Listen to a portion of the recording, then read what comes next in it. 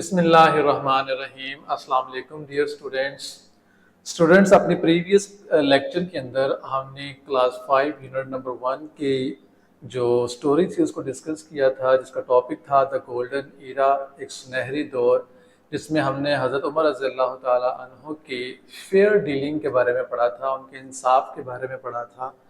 तो आज उसकी हम एक्सरसाइज को स्टार्ट करने जा रहे हैं, जिसका पहला पोर्शन है reading and critical thinking skill से related. Answers the following questions. Question number 1 is who approached Hazrat Umar रज़ियल्लाहु ताला अन्हु with a grievance in the story. इस कहानी के अंदर कौन था जो हजरत उमर रज़ियल्लाहु ताला अन्हु के पास अपनी शिकायत लेकर आया था, अपनी एप्लीकेशन लेकर आया था? So the answer is a Jewish poor man approached Hazrat Umar रज़ियल्लाहु ताला अन्हु with a grievance कि हजरत उमर रज़ियल्लाहु ताला अन्हु के पास एक गरीब यहूदी आया था अपना केस लेकर, अपनी एप्लीकेशन लेकर। Question number 2 is how did Hazrat Umar रज़ियल्लाहु ताला अन्हु respond to the Jewish man's complain. Hazrat Umar रज़ियल्लाहु ताला अन्हु ने उसकी कंप्लेन का क्या जवाब दिया? तो आंसर है he decided to investigate the matter himself. Hazrat Umar रज़ियल्लाहु ताला अन्हु ने उस केस को, उस एप्लीकेशन को, उस कंप्लेन का फैसला खुद करने का जो डिसीजन लिया। नेक्स्ट है व्हाट डिड द मुस्लिम जज rule in the case presented to him. Muslim जज ने जिसके पास केस लाया गया था, प्रेजेंट किया गया था, उस पर क्या फैसला दिया? तो आंसर है द जज rule in favour of the Jewish man. जज ने उस यहूदी के हक में फैसला दिया था। And ordered compensation to be paid by the Muslim defendant, और मुसलमान मुद्दई से कहा गया था कि वो इसकी कंपेंसेशन जो है, इसकी तलाफी जो रकम है वो अदा करेगा। क्वेश्चन नंबर 4 है कि why was the defendant outraged by the जज डिसीजन। जो डिफेंडेंट था, जो मुसलमान था, वो इस जज के फैसले से गुस्सा क्यों हो गया, उसने आउटरेज्ड क्यों हो गया? तो आंसर है कि उसने एक्यूज किया था, ही एक्यूज्ड द जज ऑफ बायस। उसने जज पर जानिबदार होने का इल्जाम लगाया था कि इसने जूइश जो आदमी है उसकी फेवर में जानबूझकर फैसला दिया है। So these are the questions. Now let's move towards MCQs type questions. Read the lesson again and tick the correct option. Number 1 is who approached Hazrat Umar रज़ियल्लाहु ताला अन्हु with a grievance in the story. इस कहानी में कौन शख्स था जो कंप्लेन लेकर हजरत उमर रज़ियल्लाहु ताला अन्हु के पास गया था? ऑप्शन है a poor Jewish man, एक गरीब यहूदी था, a Christian scholar, एक ईसाइयों का कोई स्कॉलर था, मजहबी, a wealthy Muslim merchant, एक अमीर मुसलमान ताजर था, बेडूनियन ट्राइब्समैन, या एक कबीले का कोई शख्स था। तो option number 1 is the right option, a poor Jewish man. Number 2 is how did Hazrat Umar रज़ियल्लाहु ताला अन्हु responded to the Jewish man's complain. Hazrat Umar रज़ियल्लाहु ताला अन्हु ने उस यहूदी आदमी की कंप्लेन पर क्या रिस्पॉन्स किया? ऑप्शन है ही इग्नोर्ड द कंप्लेन, आप रज़ियल्लाहु ताला अन्हु ने उसकी कंप्लेन को इग्नोर कर दिया। He dismissed the complaint as unimportant, या गैर जरूरी जानते हुए उस कंप्लेन को डिसमिस कर दिया, खत्म कर दिया। नंबर 3 है he promised a fair hearing and investigation, या हजरत उमर रज़ियल्लाहु ताला अन्हु ने एक इंसाफ पर मबना जो समाअत थी, जो इन्वेस्टिगेशन था, उसका प्रॉमिस किया था। नंबर 4 है he immediately favour the Jewish man without inquiry, या इंक्वायरी किए बगैर ही आपने उस यहूदी के हक में फैसला दे दिया था। So the option number C is the right option. Number 4 है कि what was the ruling of the Muslim जज in the case presented to him. जो मुसलमान के हक जो पास केस लाया गया था जज के पास, उसने क्या फैसला दिया था? सो ऑप्शन है in favour of the Jewish man, यहूदी आदमी के हक में फैसला दिया। In favour of the Muslim defendant, या उसने मुसलमान जो मुद्दई था उसके हक में फैसला दिया था। In favour of a compromise between both parties, ये दोनों पार्टीज के दरमियान कॉम्प्रोमाइज करवा दिया गया, मामला रफा दफा करवा दिया गया। और चौथा है द जज did not make a ruling, या जज ने कोई भी फैसला नहीं दिया था। So the option number 1 is the right option कि उसने यहूदी आदमी के हक में फैसला दिया था। Now let's move towards vocabulary Hunt. Read the following words with their meanings. Words meaning. The first word is impartiality. Impartiality का मतलब होता है fairness and neutrality in judgment or decision making. कि बगैर किसी की फेयर किए कोई डिसीजन लेना, कोई फैसला करना, कोई जजमेंट देना, इसको इम्पार्शियलिटी कहते हैं, यानी गैर जानिबदाराना रवैया अख्तियार करना। नंबर 2 है एफिलिएशंस। एफिलिएशन का मतलब होता है एसोसिएशन और connections with a particular group of organisations, कि किसी ग्रुप या ऑर्गेनाइजेशन के दरमियान जो एक कनेक्शन होता है या एसोसिएशन रबत होता है, ताल्लुक होता है, उसको एफिलिएशंस कहते हैं। नंबर 3 है प्रेडिकेमेंट, अ डिफिकल्ट और चैलेंजिंग सिचुएशन, ठीक है, मुश्किल सूरत हाल जो होती है उसको प्रेडिकेमेंट कहते हैं। नेक्स्ट है प्रीवेल। प्रीवेल का मतलब होता है टू बी डोमिनेट और हैव इन्फ्लुएंस ओवर अदर्स, गालिब होना, असर रखना, बाअसर होना। नेक्स्ट है commitment, dedication and loyalty to a cause और बिलीफ, किसी बिलीफ से या किसी कॉज से आपकी जो कॉज होती है उसके साथ लॉयल हो जाना, वफादार हो जाना, उसके साथ डेडिकेट हो जाना, ये कमिटमेंट कहलाती है, ठीक है।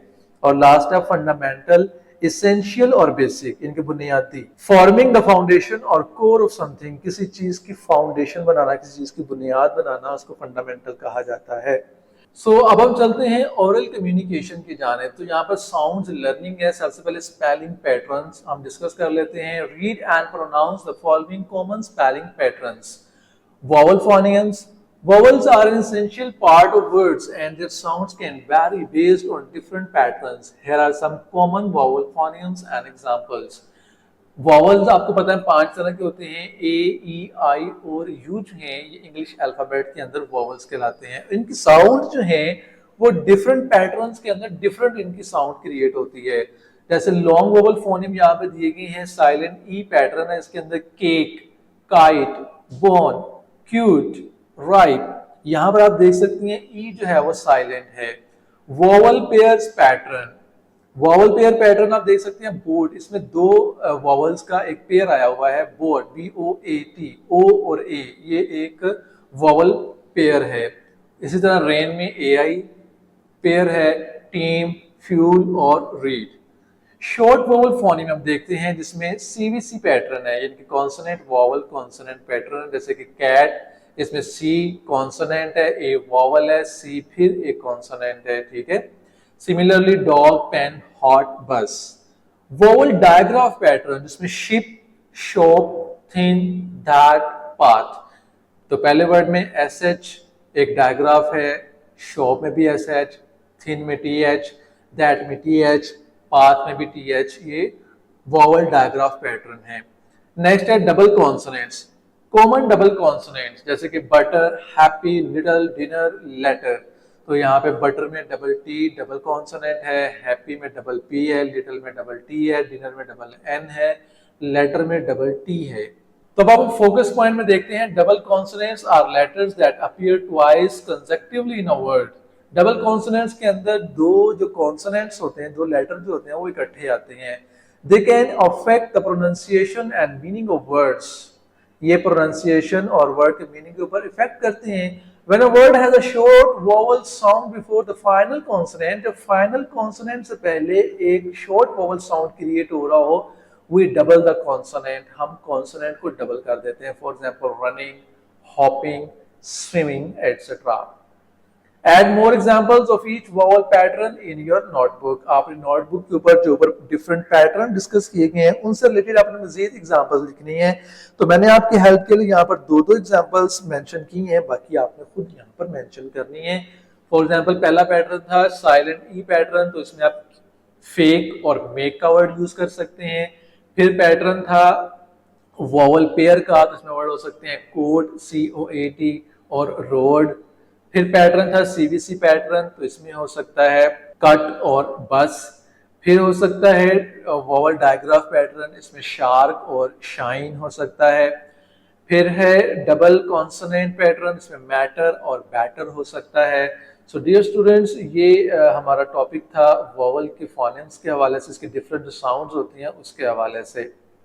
नेक्स्ट चलते हैं स्पीकिंग टाइम के अंदर। Read and practise the given dialogue. It is a dialogue between teacher and a student named Rosie. Teacher says, "Good morning, Rosie. How are you today?" Smiling. Teacher जो है वो smile करते हुए पूछती है कि रोजी आप कैसी हैं। रोजी कहती है good morning miss Alia. Miss Alia मैं बिल्कुल ठीक हूँ, good morning, I am doing well thank you. Smiling back, वो भी मुस्कुराते हुए जवाब देती है। अब यहाँ पर स्माइलिंग और स्माइलिंग बैक, ये नॉन वर्बल कम्युनिकेशन देखें यहाँ पे प्रेजेंट की जा रही है, ठीक है, उसके एक्सप्रेशंस शो किए जा रहे हैं। Teacher that's great to hear Rosie, सुनकर बड़ा अच्छा लगा। Is there something you would like to share with the class today, कि आज आप क्लास के साथ कुछ चीज शेयर करना चाहती हैं? Leaning forward showing interest, interest show करते हुए वो थोड़ी सी झुक कर बात करती हैं। Rosie yes miss Alia, yesterday I found a beautiful seashell on the beach. जी कल मैंने बीच के ऊपर एक सी शेल देखा, बड़ा खूबसूरत था। Excitedly waving her hand, excitement show करते हैं, अपना हाथ जो है लहराते हुए बात करती है। तो ये भी नॉन वर्बल कम्युनिकेशन है। Teacher oh how wonderful Rosie, I am sure everyone would love to hear about it. मुझे यकीन है हर कोई इसके बारे में सुनना पसंद करेगा। Please go ahead and tell us, बराए मेहरबानी जल्दी जल्दी में बताइए। नॉडिंग इनकरेजिंगली, अपने इनकरेज करते हुए बच्चे को, रोजी को इनकरेज करते हुए, इसकी हौसला अफजाई करते हुए। रोजी well it was round and had a spiral shape, वो बड़ा राउंड सा था और स्पाइरल शेप थी उसकी। The colour was a mix of blue and green, उसका कलर मिक्सचर था ब्लू और ग्रीन कलर का, जस्ट लाइक सी, जैसे समंदर होता है। Then I picked it up, मैंने इसको उठा लिया। I could hear the ocean inside, मैं उसके अंदर जैसे ओशन की आवाज आ रही, समुंदर की आवाज आ रही, मैं सुन सकती थी। Using hand gesture to show the shape and pointing to her ear, वो जेस्चर शो करती है कि उस सी शेल का शेप कैसी थी, और फिर उसको अपने कान के नजदीक ला के भी उसको जाहिर करती है। तो ये नॉन वर्बल कम्युनिकेशन को शो कर रही है। टीचर कहती है दैट साउंड्स अमेजिंग, ये तो बड़ी हैरत की बात है Rosie. I can imagine how special that sea shells it's to you, मैं तो ये सिर्फ तस्वुर ही कर सकती हूँ कि वो सी शेल तुम्हारे लिए कितना जरूरी था, कितना खास था। Did you show it to anyone, क्या आप इसको दिखा सकती हो? Raising an eyebrow in curiosity, तो जस्टिस का इजहार करते हुए उसने अपनी आईब्रो को थोड़ा सा रेज किया, अपनी आंख की जो पलकी थी उसको थोड़ा सा रेज किया। Rosie yes miss Aliya, I showed it to my friend Lily, she thought it was really pretty too, मैंने इसको अपनी फ्रेंड लिली को साथ रिप्रेजेंट किया, इसको दिखाया मैंने। नॉडिंग एंड स्माइलिंग, अपना सर हिलाते हुए और मुस्कुराते हुए बात कर रही है। Teacher that's a lovely Rosie, it's nice to share special things with friend, ये तो बड़ी अच्छी बात है कि आप अपनी स्पेशल थिंग अपने फ्रेंड्स के साथ शेयर करती हैं। Rosie thank you miss Alia. Teacher you are welcome Rosie, I am proud of your awareness and sensitivity, मैं आपकी अवेयरनेस और सेंसिटिविटी को प्राउड फील करती हूँ। अब हम मूव करते हैं लैंग्वेज स्टडी के बारे में। तो यहाँ पर कुछ अनफेमिलियर वर्ड्स हैं। Read the following unfamiliar words. Words हैं मार्वेलस, शानदार, whimsical, curious, gleaming, captivating, enchanting, delightful, sprightly, giggly, jubilant। तो ये सारे वर्ड जो हैं ये मुख्तलिफ एक्सप्रेशंस को शो करने वाले, खुशी या गमी का इजहार करने वाले, हैरत का इजहार करने वाले वर्ड्स हैं, ठीक है। तो ये इससे रिलेटेड क्वेश्चन है कि read the lesson again and find the words that are unfamiliar to do, कि आपसे मुतलका जो आपने देखा है कि पहली दफ़ा आप जो वर्ड्स को आप देख रहे हैं जो कि अनफेमिलियर है आपके लिए, उन वर्ड्स को आपने आइडेंटिफाई करना है। तो ये आपकी एक एक्टिविटी है, आपने लेसन को दोबारा से पढ़ना है, जो वर्ड्स आप पहली दफ़ा पढ़ रहे हैं आपने उनको सर्कल कर लेना है। नेक्स्ट हम बढ़ते हैं ग्रामर फोकस की जानिब। रिलेटिव प्रोनाउन का टॉपिक यहाँ पर डिस्कस किया जा रहा है। Read the following sentences and notice the use of relative pronouns. For example पहला सेंटेंस है I saw a cat that was chasing a mouse, मैंने एक कैट को देखा जो कि माउस को चेज कर रही थी। तो यहाँ पर दैट जो है is a relative pronoun. The book which I borrowed from the library was very interesting, which is a relative pronoun. जो किताब मैंने खरीदी थी, सॉरी जो किताब मैंने बोरो की थी, उधार लिए थे लाइब्रेरी से, वो बड़ी इंटरेस्टिंग थी। The girl who won the race received a gold medal, लड़की जिसने रेस को विन किया उसने गोल्ड मेडल जीता था। तो यहाँ पर हु रिलेटिव प्रोनाउन है। I visited the park where I saw beautiful flowers, तो यहाँ पर वेयर एक रिलेटिव प्रोनाउन है। और last the boy whose bicycle was stolen reported it to the police, तो यहाँ पर हुज जो है ये भी एक रिलेटिव प्रोनाउन है। Use the following relative pronouns in sentences of your own. Relative pronoun दिए गए हैं who, which, that, whose and where. तो इससे रिलेटेड मैंने सेंटेंस बनाए हैं इनके कॉन्सेप्ट को क्लियर करने के लिए। यहाँ पर थोड़ा सा डिटेल में बताता जाऊं कि हु जो है वो जानदार चीज के दरमियान कनेक्शन को शो करने के लिए, दो जुमलों को आपस में रिलेट करने के लिए हम लिखते हैं। विच जो है वो बेजान चीज के लिए अमूमन इस्तेमाल किया जाता है। दैट जो है वो अमूमन जानदारों के लिए, जानवरों के लिए इस्तेमाल किया जाता है। हुज हम तब इस्तेमाल करते हैं जब हम ऑब्जेक्ट के ऊपर फोकस करना चाह रहे होते हैं, ठीक है, ठीक है, जिसके ऊपर, जिस ऑब्जेक्ट के ऊपर वर्किंग हो रही होती है, जब हम उसके ऊपर फोकस करना चाह रहे होते हैं तो हम हुज का यूज करते हैं। और वेयर जो है वो जगह के लिए हम इशारतन इस्तेमाल करते हैं। तो जुमले हैं आई सा a man who was blind, तो यहाँ पर हु का इस्तेमाल आपने देखा। This was the book which I lost, which is a relative pronoun. I bought a horse that was lame. तो यहाँ पर that is a relative pronoun. This is the man whose brother is my friend. तो यहाँ पर whose is a relative pronoun. And I went to zoo where I saw animals. So where is a relative pronoun. Notice the reciprocal pronoun in the following sentences. पहले हम focus point में जाके relative pronoun को दोबारा से देख लेते हैं और रेसिप्रोकल प्रोनाउन को भी। तो कहता है relative pronouns who, which, that, whose, where are words that introduce relative clauses and connects them to the main clause. ये एक रिलेटिव क्लॉज को एक मेन क्लॉज के साथ कनेक्ट कर देती है, ठीक है, यानी कि दो क्लॉजेस को आपस में कनेक्ट करती है basically. They refer back to a noun or pronoun mentioned earlier. ये उस नाउन को या प्रोनाउन को रेफर बैक करती है जिसका पहले जिक्र हो चुका होता है। जैसे मैंने अभी जुमला बोला कि I saw a man, अब ये पहला पार्ट है, ये क्लॉज है, ठीक है, who was blind, जो कि नबीना था, ठीक है। अब इसने पहले वाली क्लॉज के साथ आपस में मैच कर दिया, आपस में कनेक्ट कर दिया who के वर्ड ने, एक रिलेटिव प्रोनाउन ने, ठीक है। and help provide additional information about it in the sentence, और ये additional information share करता है। reciprocal pronouns जो होते हैं are words used to indicate a mutual action or relationship between two or more people or things। दो या ज्यादा चीजों के दरमियान म्यूचुअल एक्शन शो करने के लिए हम इसके जो है इस्तेमाल करते हैं। तो यहाँ पर जो ग्रामेटिकल पॉइंट वो ये है कि जब दो से ज्यादा लोग हों तो हम वन अनदर का वर्ड यूज करते हैं, जब दो के दरमियान बातचीत हो तो हम ईच अदर का वर्ड यूज करते हैं। फॉर एग्जाम्पल हम सेंटेंसेस पे फोकस करते हैं। The children in the class shared their snacks with one another during lunch time. अब यहाँ पे बच्चे ज्यादा थे, मोर देन टू थे, तो one another reciprocal pronoun use किया गया। The neighbours waved and greeted each other as they passed by on the street. जब दो नेबर्स स्ट्रीट में एक दूसरे के करीब से गुजरे तो उन्होंने एक दूसरे को वेव किया, ठीक है। दो थे तो हमने ईच अदर का वर्ड यूज किया। The team members congratulated one another on their victory. अब टीम के मेंबर ज्यादा थे तो उन्होंने कांग्रेचुलेशन के लिए जब जो है कांग्रेचुलेट किया एक दूसरे को विक्ट्री के ऊपर, तो यहाँ पर हम देख सकते हैं कि हमने वन अनदर का वर्ड यूज किया। Next the twins enjoyed playing and laughing with each other in the park. अब ट्विंस जहाँ दो होते हैं, दो का जोड़ा होता है, तो यहाँ पर भी हमने ईच अदर का वर्ड यूज किया। Next is the write 5 simple sentences to demonstrate the meanings of the given reciprocal pronouns each other and one another। 5 आपने जुमले बनाने हैं जिसमें आपने each other और one another का यूज सीखना है।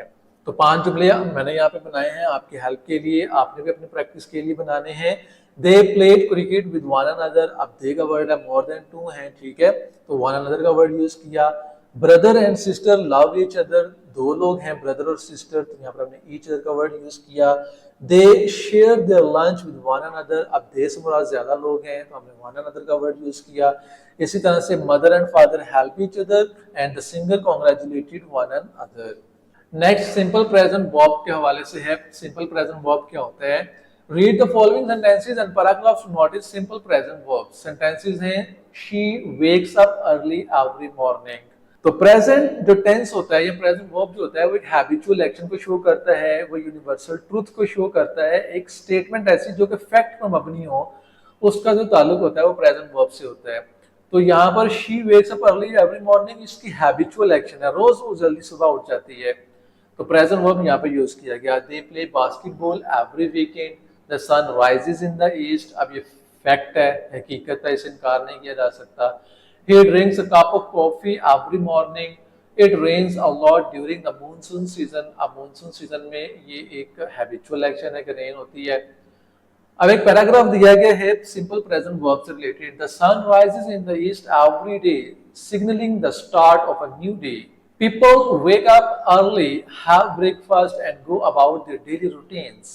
Some walk their dogs while others exercise or read the newspaper।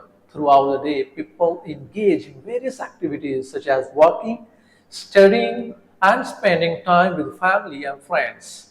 It is common for individuals to drink coffee or tea to stay refreshed and focused. Nature also plays its part as the rain falls, watering the plants and replenishing the earth. अब पूरे paragraph के अंदर आप देख सकते हैं simple present verb के जो है डिस्कस किया गया है, first form of verb use की गई है और हैबिचुअल एक्शंस को शो किया गया है, नेचुरल जो एलिमेंट्स हैं जिसमें फैक्ट्स हैं उनको शेयर किया गया है। नेक्स्ट हम चलते हैं राइटिंग स्किल की जानिब। Read the following first draft and its edited version about habitual actions. एक हैबिचुअल एक्शन को शो किया गया है, डेली रूटीन को यहाँ पर डिस्कस किया गया है, ठीक है। तो फर्स्ट ड्राफ्ट लिखा गया है, I wake up at 7 a.m. every morning. I brush my teeth, wash my face and get dressed. मैं सुबह सवेरे 7 बजे उठ जाता हूँ, टीथ ब्रश करता हूँ, फेस वॉश करता हूँ और ड्रेसअप हो जाता हूँ। Then I have breakfast with my family. अपनी फैमिली के साथ ब्रेकफास्ट करता हूँ। After that I go to school. फिर स्कूल चला जाता हूँ। At school I study different subjects like math, science and English पे different subject पढ़ता हूँ। During recess I play with my friends. Break time पे अपने friends के साथ मैं play करता हूँ। In the afternoon I come back home and do my homework. फिर मैं घर आके अपना homework करता हूँ। In the evening I help my mom set the table for dinner. After dinner I read a book before going to bed. और फिर रात खाना खाने के बाद मैं एक बुक पढ़ते अपने बेड पे सोने के लिए चला जाता हूँ। अब उसने इसका एडिटेड वर्जन यहाँ पे यूज किया है। Every morning I wake up at 7 a.m. First I brush my teeth, wash my face and put on my clothes. Then I have breakfast together with my family. After that I go to school and learn many interesting things like math, science and English. During recess I have a lot of fun playing games with my friends. In the afternoon I come back home and complete my homework. In the evening I assist my mom in the setting of the table for dinner. After we eat I enjoy reading a book before going to bed. अब ऊपर वाले paragraph में और नीचे वाले paragraph में आपको difference नजर आ रहा है, ठीक है। जुमले ज्यादा जो है वो अच्छे पैटर्न के जरिए जिसमें आपने सीक्वेंस मार्कर का यूज किया है, फर्स्ट देन का वर्ड यूज किए गए हैं, एक कॉम्प्रिहेंसिव जो सेंटेंसेस है वो यहाँ पर लिखे गए हैं। फोकस पॉइंट में हम डिस्कस करते हैं, in the edited version the language is simplified and more appropriate. कि जो एडिटेड वर्जन होता है उसमें लैंग्वेज पहले की निस्बत सिंप्लीफाई भी हो जाती है और ज्यादा मुनासिब भी हो जाती है। The sentences are shorter and simpler. Vocabulary is used to ensure comprehensive still while still conveying the idea of habitual actions. और जो एडिटेड वर्जन होता है उसमें आप देखते हैं सेंटेंसेस जो पहले की निस्बत शॉर्टर और सिंप्लीफायर हो जाते हैं, ठीक है। तो अब इससे रिलेटेड हमें एक एक्सरसाइज दी गई है, right your on first draft and edited version about your daily routine. आपने भी ऐसे अपने डेली रूटीन से रिलेटेड एक वर्जन तैयार करना है, फिर आपने उसका फाइनल जो ड्राफ्ट होगा वो तैयार करना है। फॉर एग्जाम्पल मैं कहता हूँ I rise up 6 a.m. Every morning, मैं सुबह 6 बजे उठ जाता हूँ। After getting up I clean my teeth and splash water on my face. For breakfast I like to have oatmeal and some berries. Then I spend a few hours working or studying. In the afternoon, I enjoy a brief stroll outside. At night, I relax by watching a movie or reading a novel before sleeping. अब उसका जो edited draft है उसमें आप देख सकते हैं, I wake up at 6 a.m. each day. After I get out of bed, जब मैं बेड से उठ जाता हूँ, I brush my teeth and wash my face. अपने हाथ मुंह धोता हूँ। For breakfast, I often eat oatmeal and berries. मैं मकई की रोटी खाता हूँ, berries खाता हूँ। Then I dedicate a few hours to work or study. फिर कुछ घंटे मैं स्टडी करता हूँ, वर्क करता हूँ। In the afternoon, I take a nice walk outside. मैं आउटसाइड पे जाके बाहर जाके वॉक भी करता हूँ। In the evening, I unwind by watching a movie or reading a book before going to sleep. रात सोने से पहले मैं एक बुक या मूवी को भी लाजमी तौर पर देखना पसंद करता हूँ। सो डियर स्टूडेंट, यहाँ पर यूनिट नंबर 1 हमारा कंप्लीट होता है। आई होप सो कि आपको इसके कॉन्सेप्ट समझ आए होंगे। अपने नेक्स्ट वीडियो के लिए मुझे इजाजत दें। अल्लाह हाफिज।